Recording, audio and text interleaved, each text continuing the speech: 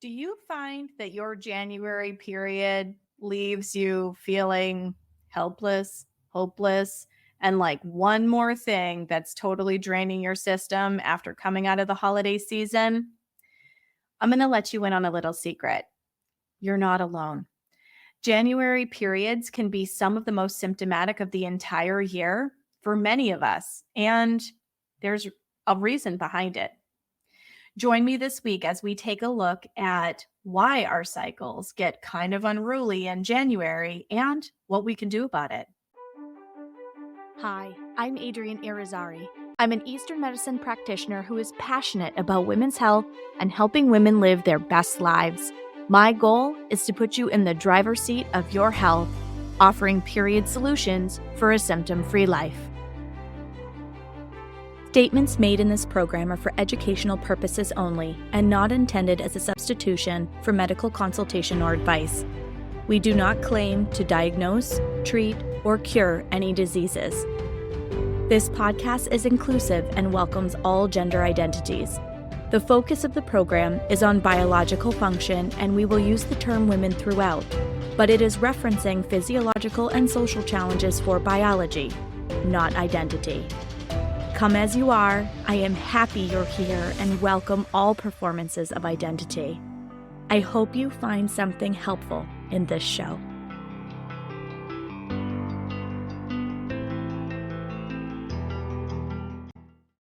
Welcome back to another episode of the Reproductive Rebel podcast. I want to tackle January periods.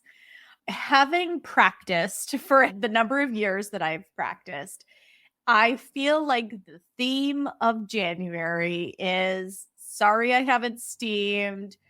My period is terrible. It's because I got out of my habits. I thought about rescheduling this appointment because I just knew it wasn't going to be a good one, et cetera, right? So I thought that it would be really helpful to do an episode about January periods specifically, because for the vast majority of us, periods in January tend to be the most symptomatic of the entire year. Why is that? Let's look at what we've been doing over the course of the last few months. So when it comes to magic making around the holidays, okay, and all of the holidays, it does not matter your religious background, what holidays you celebrate or do not celebrate, none of that. From about mid-November through the end of the year, pretty much everyone everywhere celebrates at least a couple of holidays. And all of those holidays, for them to be special, require work. It looks like cleaning the house. It looks like decorating. It looks like making special foods. It looks like travel. It looks like needing to present yourself in a certain way, either because you have outgrown old themes and familial patterns that you've grown up with, and you're coming together as a family and you have to quote unquote keep up appearances. Or maybe you have done a lot of personal growth, but the rest of your family is still in another place in their own journey, and they don't understand you or understand your perspective or understand the growth that you've undergone, or whatever the reason is. Holidays bring their own levels of stress. Now, for some of us, making the magic is so much fun. We love the gift giving and the wrapping and the music and the decorating. And, for some people that really fills their cup. But I'm thinking particularly people who are acts of service as their love language, right? Like the holidays are fun for them. But even those folks, because the demands of the holidays are in addition to everything else that we're already juggling, it's a lot. So our world, and I've said this in past episodes, but it totally bears repeating, that our world is moving faster than it's ever moved before, and our nervous system isn't designed to continue to function at this speed. We live in a culture, and when I say this, I'm talking about Western culture predominantly. We live in a culture that is hardwired to measure success based on staying in spring and summer energy all the time, meaning there's no rest, there's no slowing down, there's none of that. So we place great value and emphasis on this produce. Okay. So we are already stressed, overtaxed, undernourished. And that could look like food, that could look like sleep, that could look like all kinds of things, right? We're already undernourished. We are not putting our own oxygen mask on first. We continue to pour and pour into the cups of others at the sacrifice of ourselves, to be quite honest.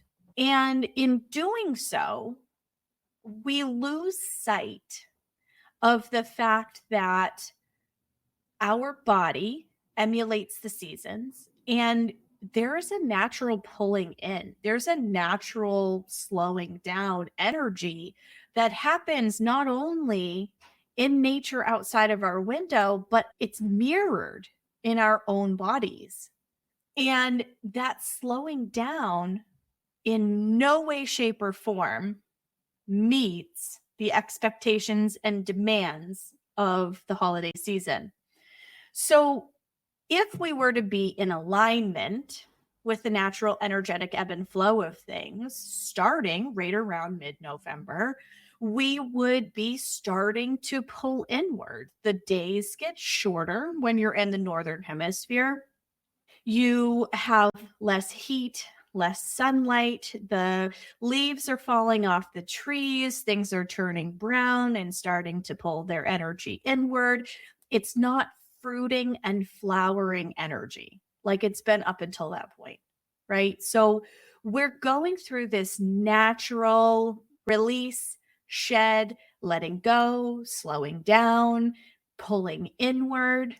And societally, we're expected to put the pedal to the floor because now we have to prep for Thanksgiving. That involves food and family logistics and household logistics and cleaning and groceries and an extra burden on your financial budget that you didn't have before and all of these types of things. For some people, it's travel. They're not near their families. They have to make plans to get there. Travel can be really stressful for people. Okay. So when I talk to people about things that trigger your cycle to do weird things, travel is one of them. All right. So we're now talking about stressors that are already demonstrated to create challenges for your menstrual cycle during a time period where energetically you're not supposed to be go. All right. So that's November. Now we're moving into December, and starting in early December, we start seeing some of these high holidays, and then we start moving it, so regardless of what your religious background is, as we move through the month of December, we're starting to hit a lot of big holidays for a lot of people in Western culture. So not only did we have to dance and perform, right, for the Thanksgiving holiday and all the prep and travel and cleanup and cooking and everything that goes along with that, now we're in full on decorating mode and gift buying and gift giving. And, and if you have children, you're now making magic for them because there are all kinds of mythical creatures that leave gifts, right? And in different sequences, depending on where you are in the world. So this is a huge load on our system. We've moved closer to the shortest days of light of the entire year. So by the time we hit winter solstice, we are in it, man. We are in some of the busiest, most frantic energy of the entire calendar year during a time where our bodies want to hibernate. They want to pull inward. They want to rest. They literally want to sleep with the light that's going on, or lack thereof, outside the window. So now we're taking a stressful social situation and stressful family situation and extra activity on top of the fact that our lives are already overscheduled, overcommitted, stressful, and we don't give our nervous systems a break from any of that. We're going to pile this extra heavy load in on top of it. Not to mention, we have people who are grieving losses during the holiday season, either loved ones that they've lost and they're celebrating anniversaries, or people who are on the fertility journey that thought they would be holding a baby at that point. If you haven't seen that episode in season 2, I would highly recommend checking that out, about how holidays can be very triggering for people who are on the fertility journey. But there's a lot of layers to this. Okay, I know I've spent pretty close to 10 minutes just talking about all the demands. Are you feeling stressed out yet? All I'm doing is listing the stuff that is expected of us during this time frame and talking about it. I can feel myself start to feel stressed because there's this frantic go-go kind of feeling to it all. And we find ourselves in situations where the food is outside of our norms. So even when you're very health conscious, you're eating stuff you don't normally eat around the holidays. You're dealing with family situations that could potentially be triggering or stressful for whatever the reason, right? Maybe there's a family member that you now aren't getting along with, or, there's so many pieces to this. So we get through the holidays, we freaking survive. We get to our January period, and our period goes, girlfriend, you have done too much. You have burnt the candle too hard for too long, and here is the proof. So it is totally normal. Doesn't mean it's healthy, and we'll talk about that in a second, but it is totally normal for your January cycle to be like, what fresh hell is this? And stop the bus. Can I get off now? Because we already push things to an extreme, because that is the expectation of Western culture. Then add all of these emotional, spiritual, and physical demand layers in on top of an already overtaxed, overstressed body. And it's a recipe for things not going smoothly. So even if you've been taking all of the advice that I've offered on this program for the last 2 years and putting it to good use, you still very likely will see something happening that isn't ideal in your January cycle. For some people, they see it in December because Thanksgiving could be a very stressful situation for them. But for the vast majority of people, I feel like my entire January experience in my practice is literally the same message on repeat. I go from one appointment to the next, and the message from the client on the other end of the phone, none of them knowing one another at all, right, is always the same. My sleep was off. My food was off. I didn't adhere to a diet that feels supportive in any way, shape, or form. I didn't get a chance to do my steaming, or I only did it once, and I didn't do it as much as I usually do. My digestion is off, fill in the blank. And they're like, and man, was my period rough. And I laugh only because, not at your misfortune, I swear. I'm not laughing at your misfortune, because that part really sucks. But I laugh simply because if you guys were sitting in my seat, you'd probably chuckle at the synchronicity that happens all through the month of January, which is exactly why I'm recording this episode, because I want you to know that this is common and it is normal, only because, okay, symptoms are not normal. We normalize them in our culture. Okay, so I want to start by saying that anytime you have symptoms with your period, it is not normal. It is normalized. Okay, our culture says that it is quote unquote, and I'm using air quotes, normal to have brown blood, clots, cramps, headaches, mood swings, all that stuff. None of that's normal.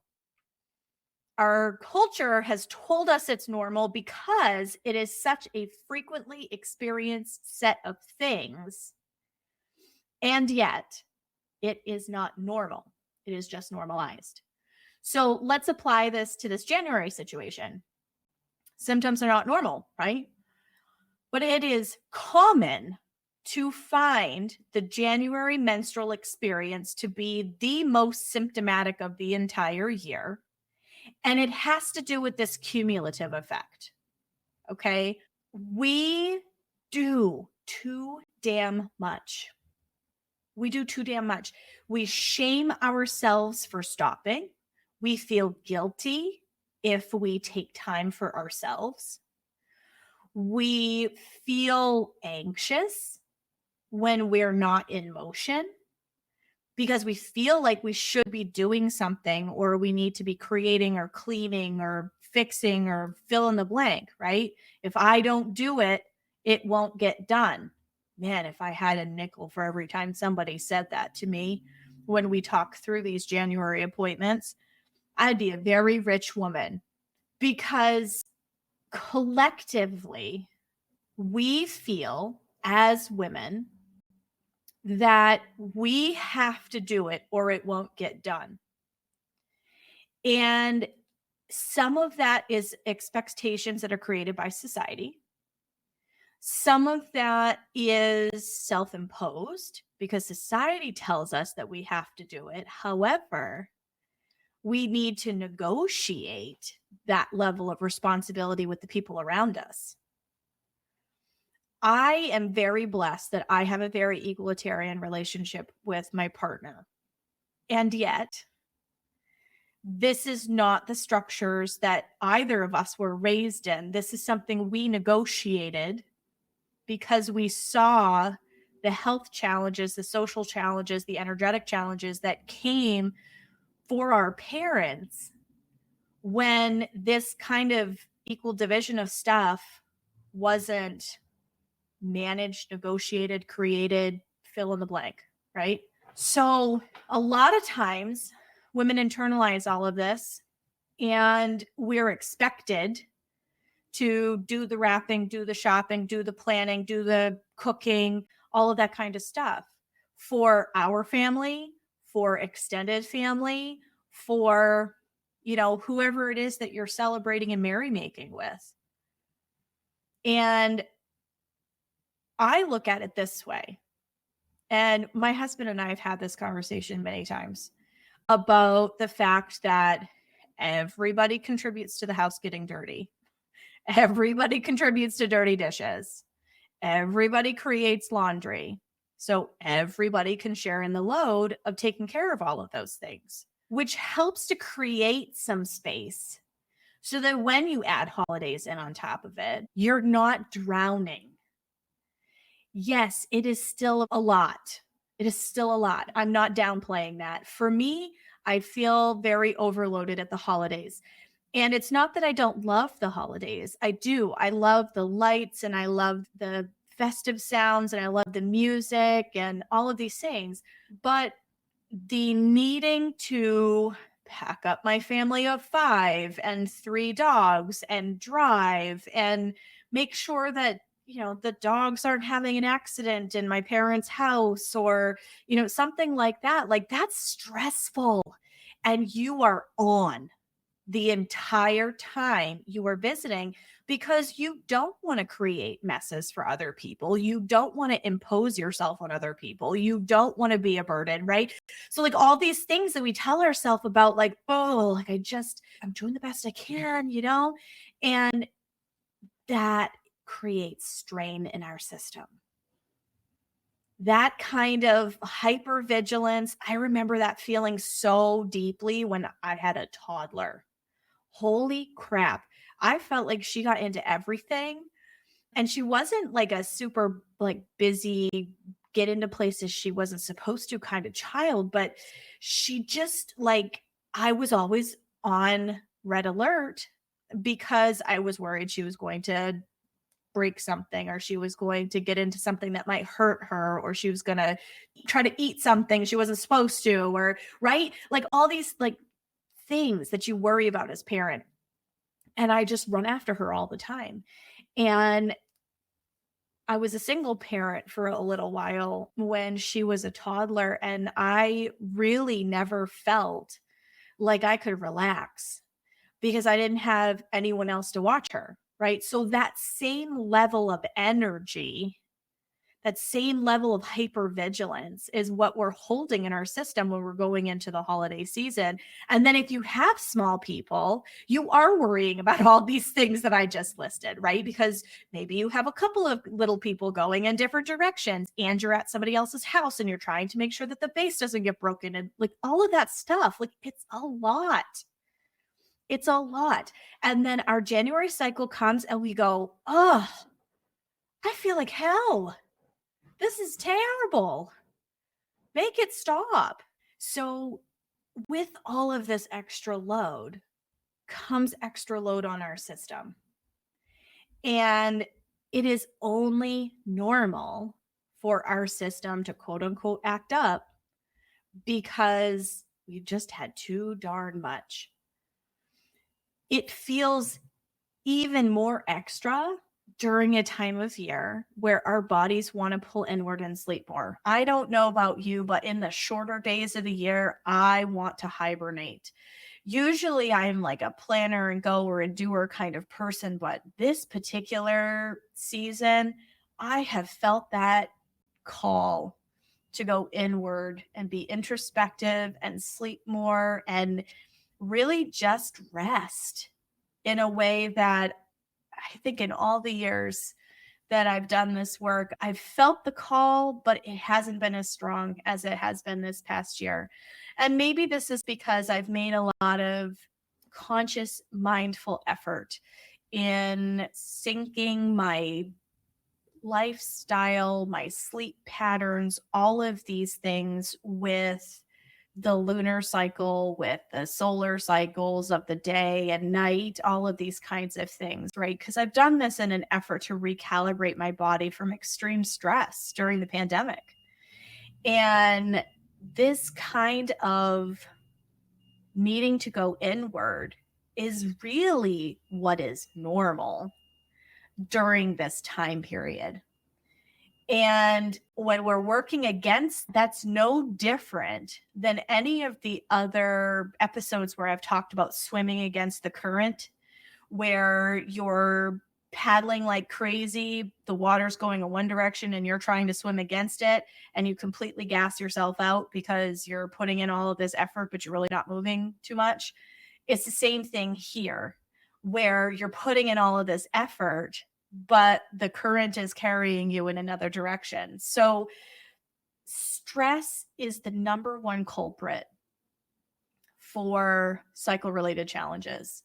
And this isn't just, I have a stressful job or I have a busy household. This is not aligning the way that you're moving through the world with the energetic changes of the season. So don't get frustrated, I guess is the moral of this story. Do not get frustrated that your January cycle feels like your body is rebelling against you. Our period serves as an organic computer printout. And it tells us, have we rested enough? Have we done too much? Have we eaten like shit? Have we not slept enough? It literally prints it all out for you at the end of the month and goes, here you go. This is what needs support this month. But we haven't been taught to look at our period that way. We have been taught to dread them. We've been taught that it's normal for them to have symptoms. We've been taught a whole bunch of nonsense. And whether that is conscious or unconscious, we really collectively do not know a lot about our body and our cycle. And stress hits biological female bodies so much harder than male counterparts.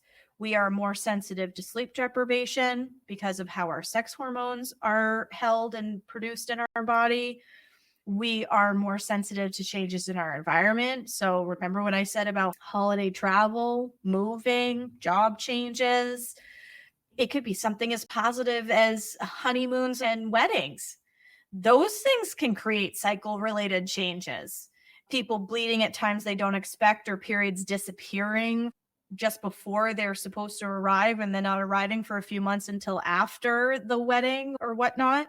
All of these things happen because women's bodies are collectively more sensitive to fluctuations in rhythm. And when we are out of alignment with the seasons, we're out of alignment with the moon cycle, we're out of alignment with our routines, our sleep schedules, all of these kinds of things, it really wreaks havoc on our system. So be gentle with yourself.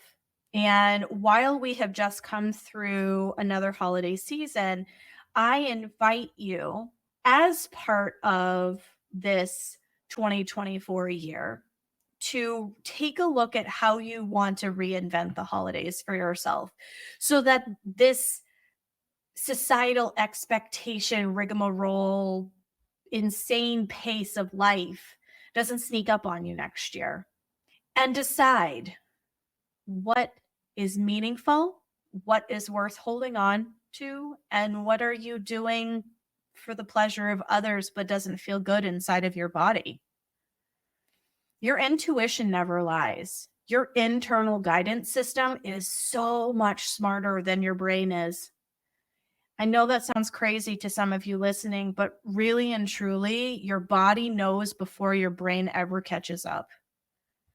And if somebody says going to Aunt Sue's house is part of the plan and you can physically feel your body recoil and go, oh no, then there's something to look at there. So maybe you end up making some decisions that aren't super popular. Maybe it means making changes that feel better to you. Maybe it's taking some things that you usually do off your plate or dividing that labor with others. Whatever it looks like for you, I invite you to take a look at how your November and December played out for you this year. What kind of stressors hit your system? What kind of things felt aligned to you, and which things just really didn't, but you did them because you felt like you were obligated to do it? And create a list while all of this is still fresh in your nervous system, and decide for the next year, where are you going to hold harder boundaries around caring for yourself? Maybe it means that you know that the holidays are going to take a lot out of you. So maybe you go into your friendly acutonics practitioner like me, for example, and you go to a sound bath a couple times a month through the entire holiday season. So every other week, you're getting a treatment. Maybe you're getting a massage. Maybe you're going to acupuncture. Maybe you're getting chiropractic adjustments. Maybe you're going to a Reiki practitioner or a reflexology. Like, sky's the limit. Maybe you go to float. Whatever it is that you choose to do, make sure you are accounting for your needs. Put your oxygen mask on first. Because if you don't, you're not going to have what you need to give to everyone else. And you're going to feel resentful because you're going to feel tired. And you're going to feel like you're going it alone and like nobody helps you. And it's the same as it was last year. And why is it that nobody ever helps me and I'm stuck doing this alone? Does any of that land with you? I hear statements like that all the time. Hell, I've had times I've felt like that myself. Women are the magic makers. We bear the brunt of the emotional load, the physical load of making the holidays magical for everyone else. And it takes a toll on our system. It does not come without a cost. So I invite you, like I said, while it's still fresh in your mind, lay some ground rules for what your next year is going to be like. Make sure you're resting during your period this January. You're keeping your body warm. You're giving yourself warm, nourishing foods like soups and stews. You are covering your skin so that you're not, needing to fight to keep yourself warm, to try to ease the discomfort and the symptoms that tend to come along in January. You can be proactive about those things now, but I invite you to consider what you want your next holiday season to look like and what kinds of structures, boundaries, support systems, planning you need to do now. Maybe it's having groceries delivered, maybe just something small like that, or having somebody come in and clean your house while you're cooking. Or, there's so many ways that you can ask for help and have a division of labor with your partner, with other people who can come in and help you, with your children, whatever that looks like for you. Figure out, brainstorm, because then you've got time to think about it before you get into it, before you're in the thick of it, before you're exhausted and you don't know what to do with yourself. And you're ready to cry yourself to sleep at night, but I've got to be up until 2:00 in the morning wrapping presents because this just has to get done. Before you find yourself in that situation, how can you get ahead of it? Who can help you? There is no shame in asking for help. There's no shame in asking for support. There's no shame in seeking others, like practitioners like myself, for example, to pour back into your cup to help nourish you. Because it's going to help you have the stamina, the energy, the resources, the nourishment, emotionally and physically, to get you through the holidays and through the finish line. So you are not alone. These are important takeaways of this episode. You are not alone. January cycles are really hard. And it's really hard because we bear the brunt of the load. I invite you to consider how you can enlist a village to support you, whatever way that feels good to you, whether that's ways to pour back into your own cup, ways to get help from others, boundaries, maybe doing shopping earlier rather than trying to do it all at the last minute, whatever that looks like for you. Brainstorm ways that you can feel nourished. If you were to put your hands over your heart and close your eyes and take a deep breath and go, what would my perfect holiday season look like? And try to pull it into your mind with as many details as you possibly can. Write all of that down. You're not dreaming too big. Maybe it's just a matter of, now that I've created this picture and I know what would feel really good inside my body around this, now I can create some actual structured ideas around how I could make that happen. And you might not be able to make it absolutely picture perfect, but you might be able to get darn close. And your cycle will thank you for it. Your period will thank you for it. Your body will thank you for it. And you will come out the other side with your January period not wreaking havoc on your life, maybe taking you out of your regular scheduled programming, because school picks up during that time frame, illnesses tend to pick up during that time frame. Like, there's so many other things that can derail you. Don't let your period be one of them. Because when we learn how to do proper period care and we learn how our bodies emulate the energy of the seasons around us and what we need in each phase of our menstrual cycle, all of a sudden we're going with the current, not against it. And things go so much more smoothly. You can do this. I believe in you. Thank you for joining me for another episode of Reproductive Rebel. Reproductive Rebel is recorded by certified peri-steam hydrotherapist and acutonics practitioner, herbalist, and Chinese nutritional therapist, Adrienne Irizarry of Moon Essence LLC. If you are interested in setting up an appointment for one-on-one support, ordering from our store, or checking out our course offerings, visit our website at moonessence.life. Be sure to subscribe to our newsletter and get insider information on upcoming events and offerings. Join the conversation.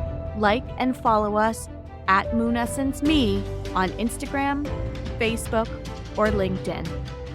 Your voices make this program possible. Thank you all for your continued support.